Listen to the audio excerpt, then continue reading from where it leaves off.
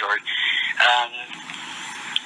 I usually went with my mom and dad to run the corner cruise. I used to get a bunch of guys, friends from high school. We'd go out and they'd be the flagmen on the corners. And I'd do the scoring a lot of times.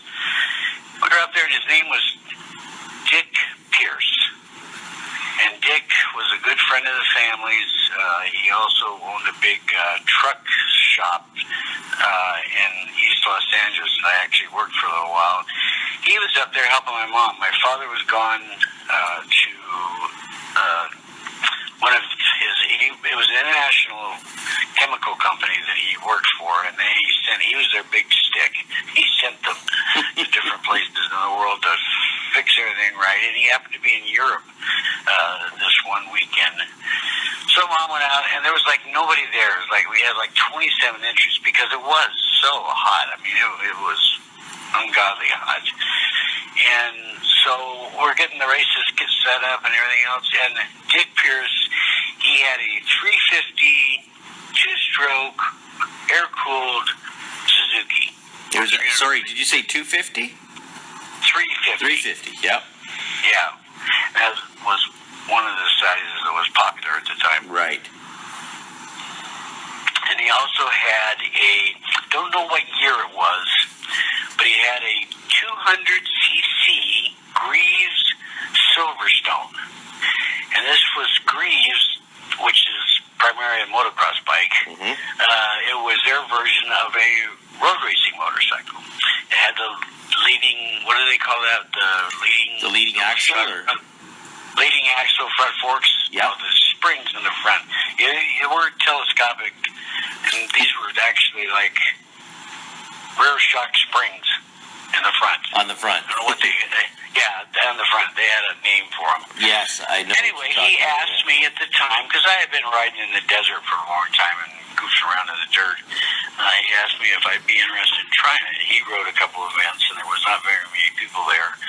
And I said, of course. And I had a set of leathers already made for me when I was riding in the desert stuff, so I wouldn't get tore up very bad or anything. Yeah. And he said, you want to try it? I said, of course. Hell yes. And anyway, Dad was gone, so Mom was the one I had to go ask. I was 14 at the time, and I went and asked her and, kind of got everything arranged so there'd be somebody to score the events and everything else. And she said yes.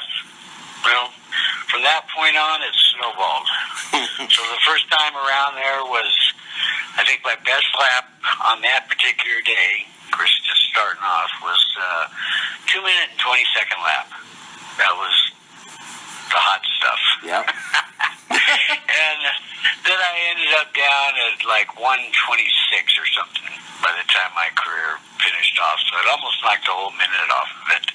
That was your personal best was 126 or around there? No, yeah, somewhere around there. Yeah. 126, 127, something like that. I'm sure they're going much faster now, but at the time. Back then, too, the track was in nowhere the condition it is nowadays. I'm sure it's a little rougher. Oh, my goodness gracious, yes.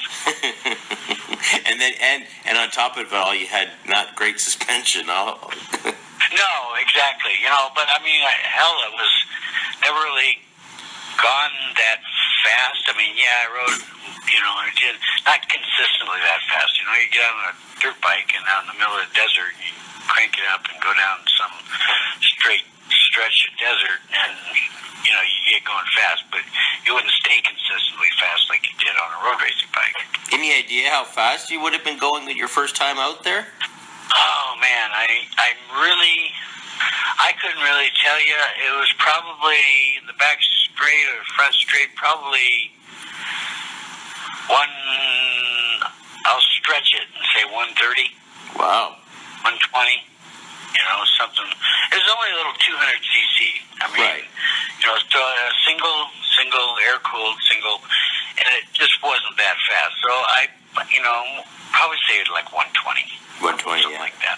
At the most, on the outside of it. But that was the fastest you'd ever gone on anything at that point, I gotta think. Oh, by far. Yes, by far. I mean, I'm very young still, only 14, and so that I'd ever gone. Were you scared at all by those speeds? No, I've never, no.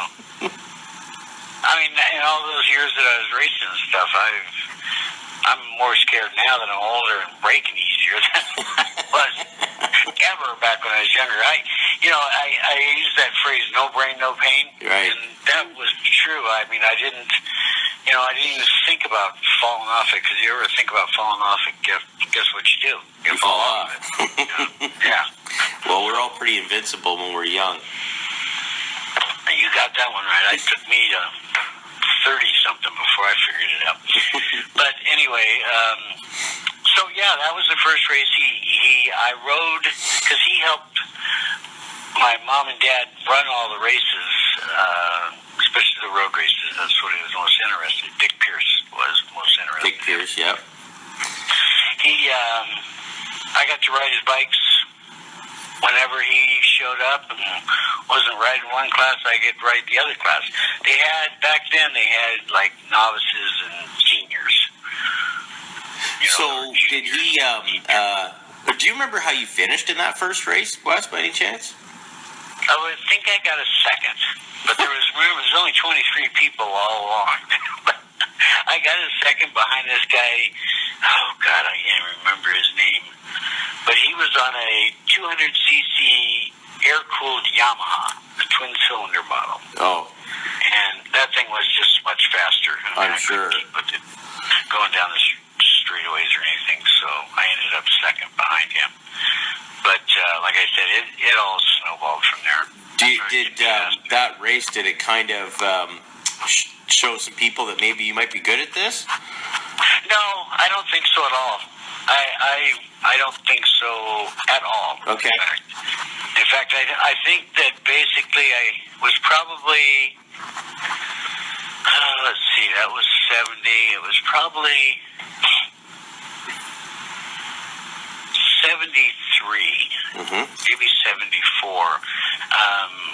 My father bought me an air-cooled TZ250 Yamaha, which was a road racing bike. Nice. And I started to do fairly well on that. And I don't think I could ever remember somebody coming up to me and saying, "Oh, I'm watching you, and you're going to be like Pops or something." No, I don't think I can ever remember that happening. It's just that whole thing came together for me with Yoshimura, because Yvonne Duhamel was riding the bike, and of course he was in Quebec, Canada, and Pops was in North Hollywood, which is down in the Los Angeles area where I lived, and Willow Springs, which was a track that you could go rent fairly easily or have practice days on. He needed somebody to test his new stuff on the bike, and they ended up picking me to do it. And at that time, you were kind of cruising around on your TZ then? Yeah, a little bit, but I run only the ACA races. I didn't run a lot of AFM races or anything. Had a lot to do with Dick Pierce and him helping out riding the other, his production bike, his 350 Suzuki. And my father would have to help me work on the TZ to get it race ready, as I'll call it. Yeah. And he did a lot of traveling, so it wasn't always. Didn't always work out. Up to. Well, yeah, it didn't really always work out at all. And then Pop, so he had seen you there and just said, "Hey, do you want to do some testing?" Yeah, I got a phone call. He never approached me at a racetrack. Okay. Fujo actually contacted me because I got a story about Pops. As far as I knew, he never spoke English. Really, seriously. They were always talking Japan and everything. Sure. It was in 78, and I was already writing the AMA stuff for him and everything. And Fujo, I went to North Hollywood to the shop, and then Fujo says, "Would you be interested in going to Japan to do an 8-hour endurance race?" Of course, I'd write anything. And he said, "Well, go upstairs to the office. My father wants to talk to you." And I turned to him and I said, "Pops wants to talk to me? He doesn't speak English. he goes, let's go upstairs and talk to him. You guys will understand. The guy spoke not perfect English, but he spoke. I mean, for years I'd written for him already and never knew he spoke English. And you had interactions with him before, Wes, and everything? Oh, I had interactions with him, but it was always through Fujo.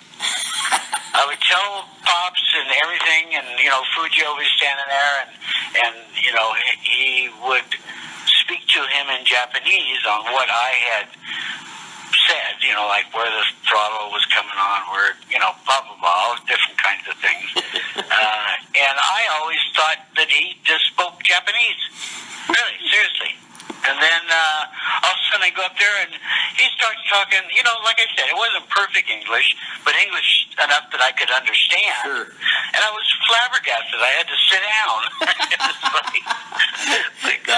Why do you think that he never ever spoke English with you before? Well, I think, first of all, is that most guys that were working for him at the time were like Watanabe, because he was my mechanic before Don was even. They were Japanese. And even though they spoke English, it was no much better than Pops's was. Right. So it wasn't, I don't think they felt comfortable in communicating important details in a foreign language. Does that make any sense? Yeah, it makes total sense, yeah. Yeah, and so I just never thought that he spoke English. Like I said, when I went up there and he started speaking English well enough for me to understand, I was like, oh my God. That's funny. So he asked me if I wanted to go to Japan and do this very, very important race, because it was, everyone was going to be there. And